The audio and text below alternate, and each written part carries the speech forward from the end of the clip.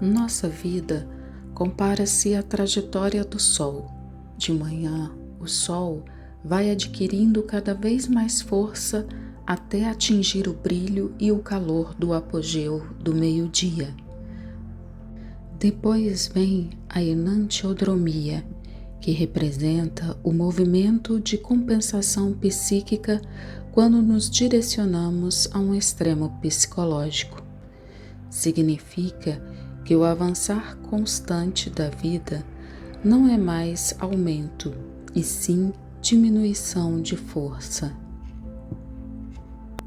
O homem tem dois tipos de objetivo.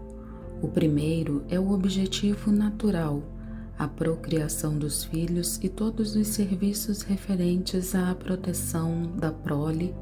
Para tanto, é necessário ganhar dinheiro e posição social. Alcançado esse objetivo, começa a outra fase, a do objetivo cultural. Para atingir o primeiro objetivo, a natureza ajuda e, além dela, a educação.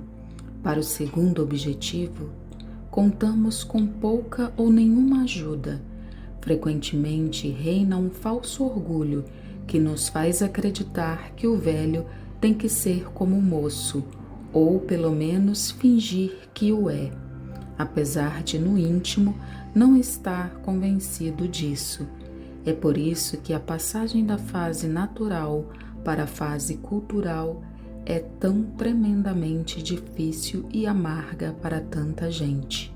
Agarram-se a ilusões da juventude e a seus filhos para assim salvar um resquício de juventude.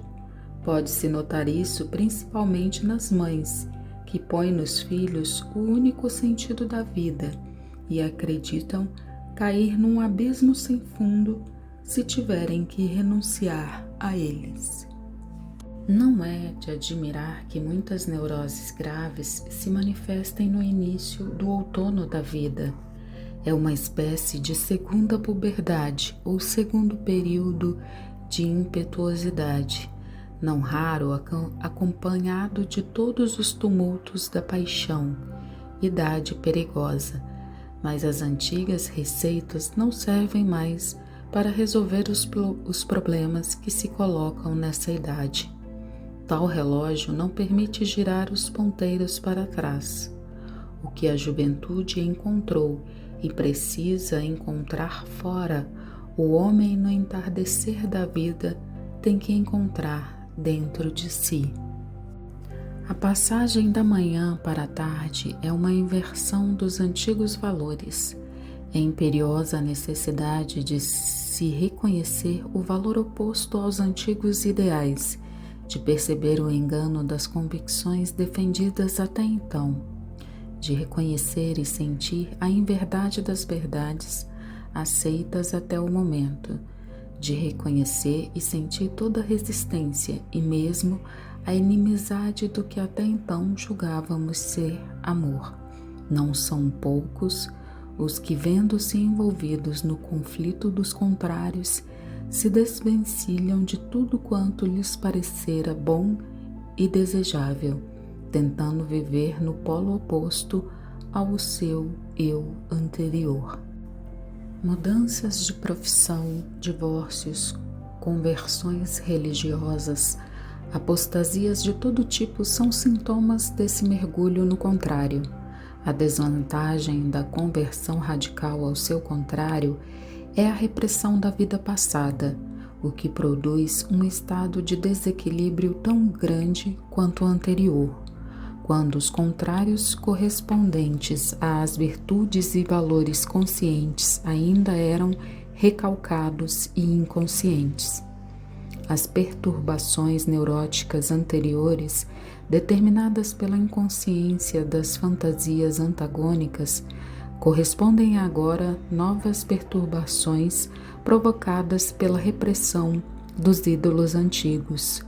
Cometemos um erro grosseiro ao acreditar que o reconhecimento do desvalor num valor ou da inverdade numa verdade impliquem na supressão desses valores ou verdades. O que acontece é que se tornam relativos. Tudo o que é humano é relativo, porque repousa numa oposição interior de contrários, constituindo um fenômeno energético. A energia, porém, é produzida necessariamente a partir de uma oposição que lhe é anterior e sem a qual simplesmente não pode haver energia. Sempre é preciso haver o alto e o baixo, o quente e o frio, para poder realizar-se o processo da compensação, que é a própria energia. Portanto, a tendência a renegar todos os valores anteriores para favorecer o seu contrário é tão exagerada quanto a unilateralidade anterior. Não se trata de uma conversão no seu contrário, mas de uma conservação dos antigos valores acrescidos de um reconhecimento do seu contrário. Isso significa conflito e ruptura consigo mesmo.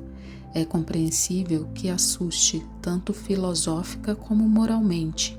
Por isso, é mais frequente procurar a solução no enrijecimento convulsivo dos pontos de vista defendidos até então do que numa conversão do seu contrário.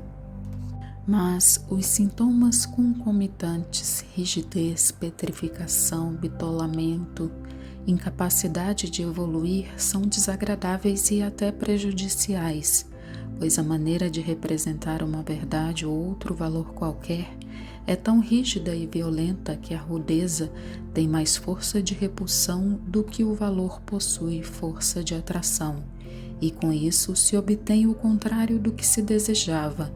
No fundo, o motivo do enrijecimento é o medo do problema dos contrários.